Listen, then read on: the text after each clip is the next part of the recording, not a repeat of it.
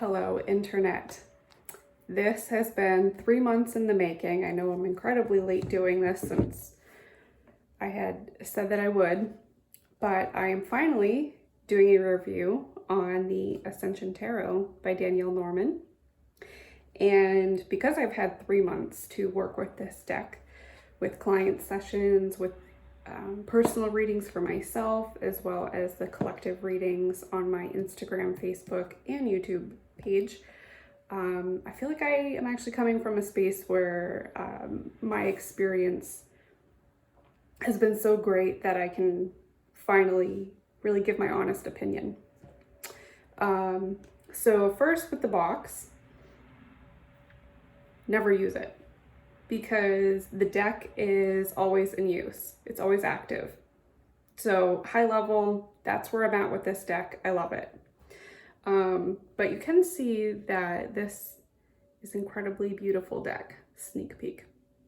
But if you want the full flip through, I do have a video on this deck on my channel 3 months ago. All right, let's go. So the booklet I never use. And I don't use it because I find the cards are so intuitive. They align very well with the themes of the traditional Rider-Waite-Smith. So I'm not so inclined to pull out the guidebook, but you might be. You might. This is what the backing looks like. How beautiful is that? And my camera really doesn't do the color saturation justice. Teal siding, edging, sorry, technical terms. It's beautiful. And for as much as I use this deck, now often how rigorously I shuffle, these are still pretty straight. So cardstock is awesome. I don't have any chipping on the cards. I don't have any blemishes, no rubbing. They're not scarred by any means, even though I use these daily. So quality-wise, awesome. And like I said, the imagery sticks pretty close to the Rider-Waite-Smith if you subscribe to that imagery. So 3 of Swords, 8 of Crystals, which is the coins or pentacle suit.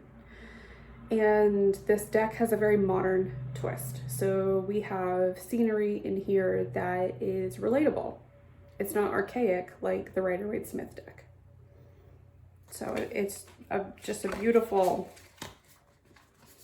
rendition of traditional tarot. Again, color saturation, amazing. The major arcana, I love how the concept was used to make some adjustments that seem more natural to what we experience in our day-to-day life. The Hierophant, for example, is now the teacher. And let's see, oh, the Fool is now the soul. So it's just incredible. And I believe the artist used some people in her life to model these cards off of. And that's a really, I think, beautiful way to honor them. I will show you some of my favorite cards in comparison to the Rider-Waite-Smith deck. So first one I have is the Devil. Pretty potent. Pretty potent. But still less scary and ominous than the traditional Rider-Waite-Smith. You get the same message, but I think it scares people less. And it's a little bit more intriguing to look at this one than this one, right? So to me, the Devil is about willfully chaining yourself to things that you know aren't good for you.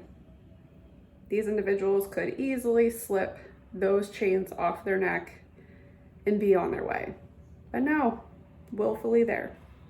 Same thing here with this Devil card. You are willfully engaging in, this chess game of life. It's your move. Are you going to be consumed by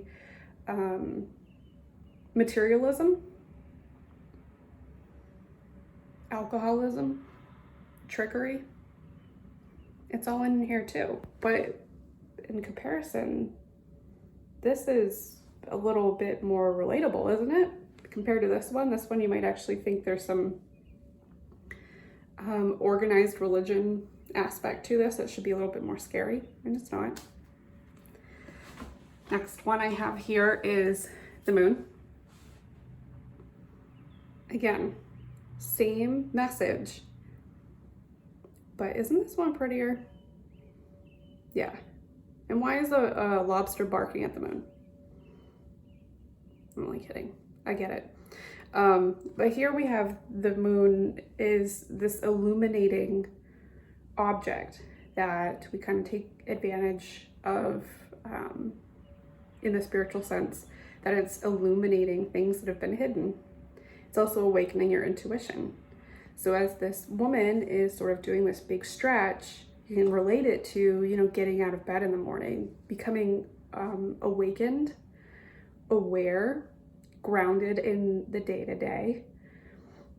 You can also look at this as her being awakened to, spirituality, intuition, and feeling that buzz just going through your body and trying to make something of it. So I just love that image. Next one is a minor arcana card. So this is the Four of Wands, Rider-Waite-Smith, both very celebratory. This one sort of looks like maybe a marriage going on. This is about celebrating with others. Same thing here, but this is again more relatable. Things that bring people together to celebrate. Perhaps this is the 4th of July because of the fireworks. Perhaps this is vacation. It looks like, a campfire at vacation, and you probably likely have a crew of people that you're celebrating with. So again, traditional imagery, but with a modern spin. And then my last pick for cards that I love, which was really hard to narrow down, was the 10 of Swords, another minor arcana card. So here's the Rider-Waite-Smith, terrifying, right? Not so much here. It's sort of is a tip of the hat to the duality of the message in this card. So this, you'd think, it's somebody stabbing you in the back, and it could be, but that's only your perception of it. So it's really sort of the polarity of your human experience. So what this is really saying, which I love in this card because it's so much more brought to the surface, is that you can have all these things going on at the same time that are actually pretty good, but it's your perception of them that makes it so daunting. So it's sort of this heightened over-the-top reaction to things that are going on around you that makes you play the victim, sort of. It's a pity party card. But if you're looking at this closely, there's a butterfly. The swords all have a fun, happy color. It's sort of this rainbow.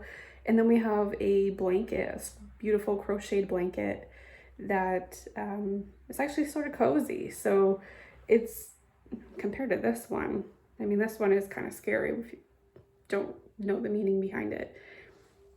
This you can actually get a better message out of, I think. So those are my top 4. And to kind of go back on how the imagery takes the archaicness out of the tarot, I find that working with this deck with clients is a great way to bring their awareness back and their hope back in a reading. And I say that because my style is that I will start with a deck that is a little bit more truthful, a little more black and white. So the Darkness of Light Tarot, the imagery here, this is the Judgment card. Ooh, okay, we're double backed, I guess. The backing of this card deck. I will use this deck to do, the challenging pieces of their reading first. Get that on the table, put it out there. For example, let's say I pulled the Eight of Cups and it's relating to walking away from a relationship. It's not lovely news for someone to hear that maybe it's time to go. So they might be starting to shut down a little bit in the reading, and you can't help but deliver news, truthful news, if that's what the cards are saying, but you also don't want them to disconnect from you either. And you never want to have a reading end on a bad note. So what I do next, after I do this sort of truthful reading that can be a tough pill to swallow, I come back in with the Ascension Tarot, bring them back. Because even if you're shutting down, and then I pull out these cards,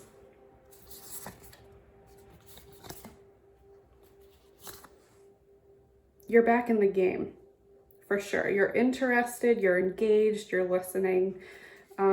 It has this pop of color that we know, color therapy is, it works. It brings awareness back in. You're back in the game here, you're listening, and it just has such a more hopeful personality than, say, the Darkness of Light Tarot does off the bat. So let's say, again, I have that Eight of Cups and I'm saying, hey, maybe it's time to move along on this relationship. And the client is kind of taken back, like, ooh, I don't really like that message. I don't feel like that resonates with me. How dare you? And then I come in with the Ten of Wands. And not only is this a beautiful card, but the message itself here is, you've kind of been carrying the weight of the world in this relationship. Does that sound right to you? And this is more approachable than, a card that's black and white and very ominous looking. So you can still facilitate that conversation, but in a positive direction. So again, I enjoy this deck very much because it's so hopeful. Its personality is very lovely. Amazing symbolism in it. Let's see. Another one, Temperance. So we're still getting the message again, walking in both worlds here. One on the sand and one in the water, which we know is practicality and emotional spiritualism. So I can't recommend this deck enough. It's wonderful. So I will put a link in the description of this video so that if you're interested in checking it out, that you can go have a peek. I hope you get your paws on this because it's lovely, and I'm sure you will enjoy it as much as I do. And I will try to get in gear for doing another review like this sooner than later. All right, guys, I hope you have a good one. Take care.